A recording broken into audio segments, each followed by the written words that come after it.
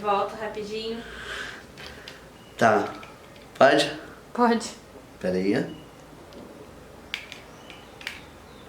Não pega. Eu perdi a força, gente. Morreu a minha espada Jedi, meu Deus. Acabou.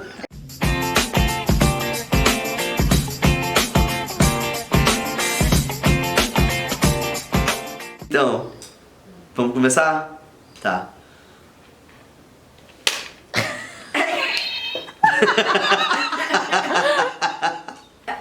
Eu não tenho maturidade pra isso. Tá, tudo bem.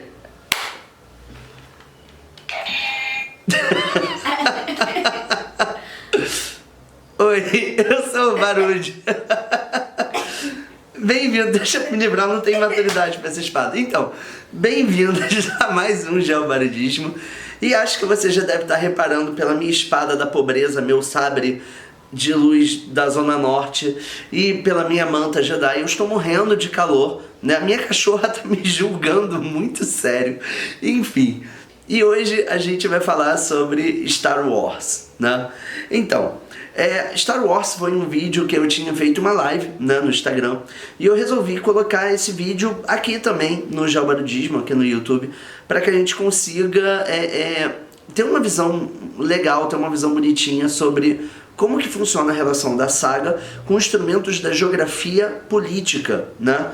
E aí é que começa a nossa treta, né? Aí começa a nossa condição.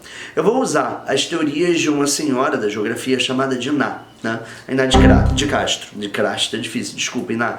Então, e ela tem um livro chamado de Geografia e Política. E ela faz uma análise muito interessante sobre a evolução da política e da geopolítica no mundo, né? E de que forma que diferentes instrumentos de poder e da democracia conseguem existir, coexistir e se superar ao longo da história. E de que forma que tudo isso consegue se desenvolver numa análise da geografia política em si, né? O negócio é que o melhor instrumento que eu entendi para conseguir fazer essa comparação, esse estudo, é a partir da saga de Star Wars, né?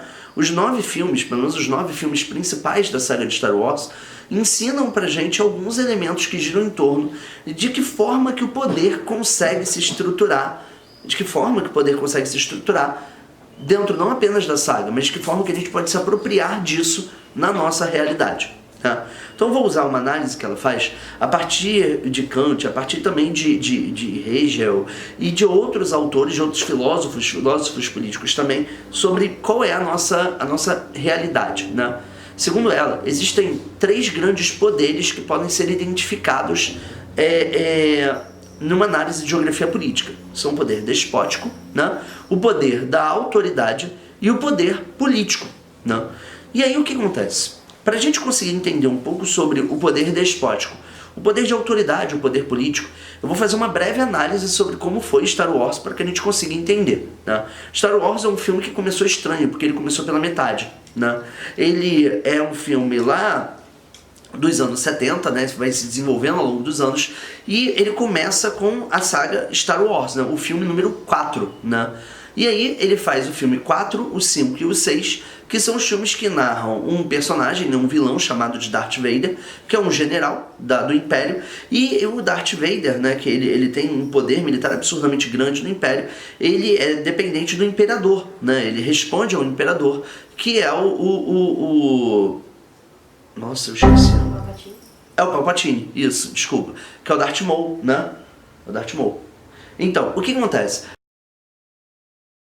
Acontece que a idade vai chegando, a gente vai trocando o nome das pessoas, tá? Esse vídeo é antigo e eu via no SBT. Então, o que acontece? Acontece que o Palpatine, que era o senador e que depois vai virar o imperador, né? Enfim, desse sistema imperial, ele é um Sith. Ou seja, ele representa o lado trevoso da força, né? Nós temos aí uma dicotomia na saga de Star Wars, para quem não entende muito, né? Nós temos o lado da luz e o lado da escuridão. Algo muito parecido com o Yin Yang. A gente vai trabalhar um pouco disso nesse vídeo também.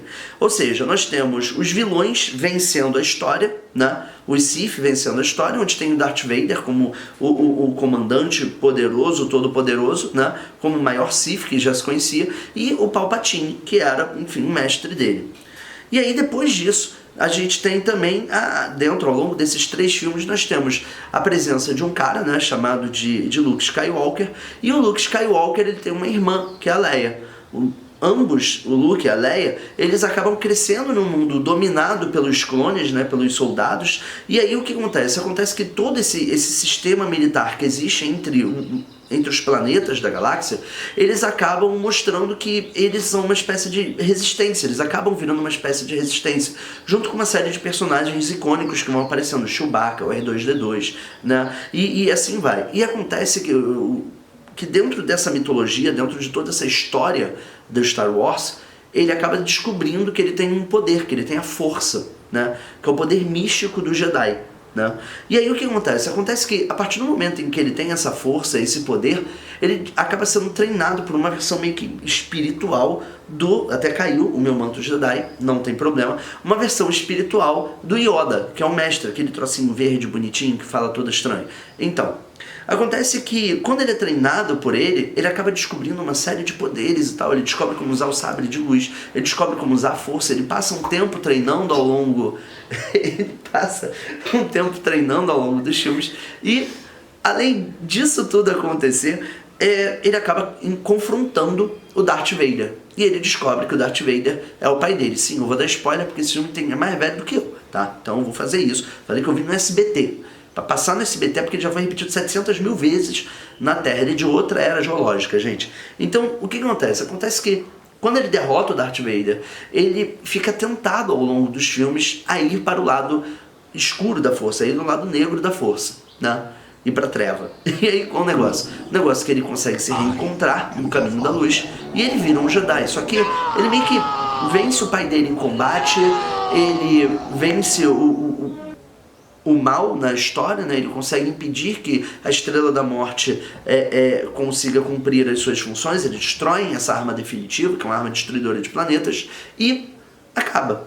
Depois de algum tempo, nos anos 90, né? Dos anos 90 ao início dos anos 2000, nós tivemos os 3 filmes, as prequelas, né? Os prequel, né? Que são o Star Wars 1, 2 e 3, que contam a história do Darth Vader antes de virar o Darth Vader, ou seja, conta a história do Anakin, quando os Jedi eram a supremacia em toda a República, ainda não era um Império. E aí, dentro dessa história, ele vai mostrando como que o Anakin vai descobrindo a força, os Jedi têm seus mestres, têm seus aprendizes, existe uma cúpula poderosa de Jedi que faz parte dos bastidores da política de toda essa república, né? Onde Palpatine era o líder supremo também, né? Só que ele era um Sith, mas ninguém sabia que os Siths existiam. E depois disso, né, nessa década de 10, nós temos o lançamento dos filmes de 7 a 9, né? Que mostram a conclusão após a morte de Darth Vader. E aí você tem os Jedi praticamente extintos de novo, nós temos uma retomada dessa força, da ideia da força Jedi, e nós temos a figura de 2 personagens icônicos de agora, né, que são a Rey, que é a Jedi, e o Kylo Ren, que é um descendente dos Sith, né, ele é tipo um neto do Darth Vader. E aí o que acontece, cara? Acontece que dentro disso a gente consegue analisar algumas figurações políticas que se repetem na nossa realidade. A primeira delas no primeiro filme, onde eu tenho o Império acima de qualquer outra coisa, o poder é mediado pelo exército, ele é mediado pela força. E é um bem próprio nessa ideia. Os Sith, eles têm a característica de serem muito mais individualistas do que o normal. Isso quer dizer que o interesse deles está acima de qualquer coisa. Segundo a Iná, esse poder despótico é um poder que existe pela coerção. Ou você segue o nosso Stormtrooper, ou você segue os conselhos que a gente dá enquanto Império, ou você segue as nossas forças militares, ou você é inimigo. E se você é inimigo, a gente vai te derrotar. Só que o problema desse poder despótico é que ele acaba se voltando contra ele mesmo. Né? Na verdade, a resistência é mediada pelos Jedi e mediada por todos os órgãos, mesmo que não tenham poderes como Jedi ou Siths, né? Todos os atos de rebeldes, todas as ações de rebeldes sobre Star Wars acabam existindo justamente porque esse bem próprio, essa coerção, essa violência que existe sobre a sociedade acaba criando um efeito diametralmente oposto. Né? Então, acaba existindo grupos, ou começam a surgir grupos, que com a mesma violência reagem à violência do Império, né? Mesmo que não tenha um arsenal tão grande quanto. A partir do momento em que isso acontece, Essa retomada da história do Star Wars do 1 até o 3, ela mostra a transição da República para o Império, como eu acabei de falar. E naquele momento é possível a gente reparar que existiu um poder, né? O poder que existia, que era o poder dos senadores, dos líderes planetários, era o poder da autoridade, que é um poder criado pela concessão, ou seja, pelo contrato social, pela ideia de que existe uma lei por trás de tudo. Isso quer dizer que ao invés de eu entender o bem próprio, a ação, a defesa da República acaba se transformando no princípio básico para a coexistência da autoridade em si, ou seja, eu sei que existem senadores e que eles têm um poder planetário, que eles têm um poder dentro da minha república por si só. E aí cria um outro problema, porque os Jedis, ao contrário dos Siths, que tinham a ideia despótica, os Jedis entendem que eles são o consenso, o caminho deles é a lei. E a grande falha dos Jedis é justamente essa. Se o caminho deles é a lei, significa que tudo que não é o caminho Jedi é algo pecador, é algo errado, é algo falho. Isso acaba se voltando contra eles. O código de conduta, as leis de vivência dos Jedi são violentas o suficiente ao ponto de fazer com que o Anakin, que era para ser o Jedi mais poderoso de todos, ele acabe se voltando contra os próprios Jedi. Porque ele começa a contestar tudo que é colocado como dogma dentro do sistema. Ou seja, ele não pode se relacionar, ele não pode ter um amor, ele não pode amar, ele não pode sentir nada que faça ele bem, porque os Jedi entendem que a pureza do espírito, que a pureza do caminho, que a força, ela é pura em si. Então, se ele era o mais poderoso de todos, ele teria que ser o mais celibatário de todos, o que mais fecha a esses sentimentos, a passionalidade. E eles entendem que a passionalidade por si só é o despotismo. Ou seja, se eu atuo com a força e unicamente pela força, seja do amor, seja do ódio, eu estou rompendo com a força que faz os Jedi serem os Jedi. O que o Anakin faz? Se volta contra isso e acaba se transformando no poder despótico, no Darth Vader. Lord Vader. Yes, Master. Rise.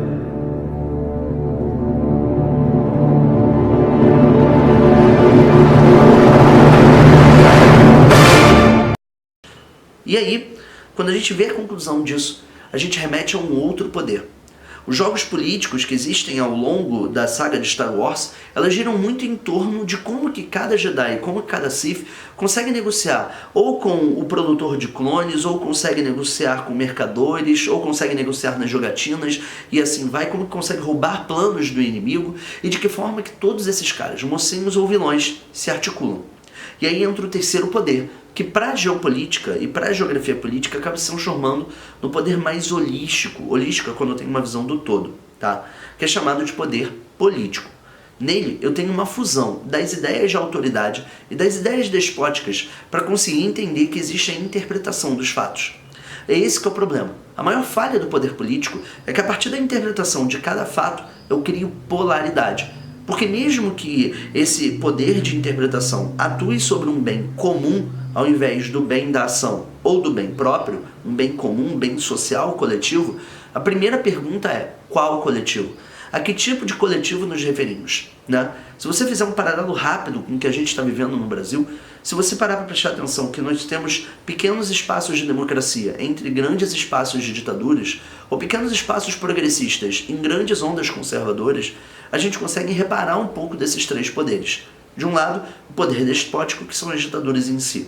Do outro lado, os poderes das articulações políticas a partir de novas constituições. O Brasil teve muitas constituições justamente porque era necessário buscar uma autoridade para legitimizar ou para legitimar aquele poder que era despótico ou aquele poder que era político. Né? Então meio que o caminho da autoridade, da história da legislação no Brasil, ela nada mais é do que a ação em si. Ela é a justificativa, ou para legitimar o que é violento, ou o que é diplomático em si. Né? E por último, o poder político. A gente aprende aqui na história política brasileira que nenhum caminho progressista e nenhum caminho de esquerda conseguiu ser de fato progressista ou de esquerda, porque sempre foi necessário negociar com as classes que sempre tiveram mais forças no Brasil.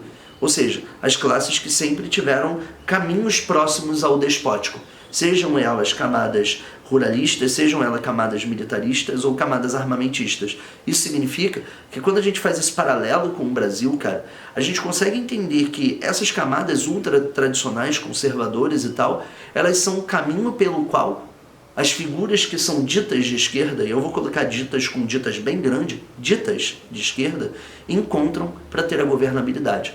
Então ela abre mão do próprio senso de liberdade de bem comum, porque ele entende que para chegar nesse bem é necessário negociar com classes que historicamente são mais individualistas, são mais egoístas nesse processo e coercitivas com quem nega. O negócio é que nesses filmes atuais a gente consegue ver muito bem isso. A gente consegue ver Jedi que duvidam do próprio poder, da força Jedi, né? O Luke aparece nesses filmes, faz isso. A gente consegue ver os Siths que começam a entender que não é... que todo aquele egocentrismo dos Siths é questionável, porque ele começa a ver que a sociedade não funciona a partir apenas dos próprios desejos. Ou seja, nós temos Jedi que se aproximam de uma crítica que se aproxima do Sith, e Siths que se aproximam da crítica dos Jedi. Isso quer dizer que a gente pode encontrar, talvez nesse meio de caminho, uma teoria, que é uma teoria que fãs de Star Wars têm, que é o caminho cinza. Se eu não consigo nem ter o obscuro, nem o yin, nem o yang, né? Nem a mancha preta com a gotinha branca e nem a mancha branca com a gotinha preta, porque não encontrar o caminho do meio, porque não encontrar o equilíbrio entre os dois. E aí, talvez essa conclusão, esse nono filme, né? Que é o Rise of Skywalker, né? Que é tipo essa retomada dos Skywalker, a gente não sabe direito o que vai acontecer, porque pode ser que surja um caminho do meio, pode ser que os Jedi e os Sith se implodam e acabe tudo isso. E pode ser que volte um outro sistema, seja ele um novo império, seja ela uma nova república. A grande questão que gira em torno de Star Wars é a seguinte: de que forma que a força se manifesta? E de que forma que a gente pode entender as razões políticas por trás de cada um deles? Será que o poder se manifesta só pela força?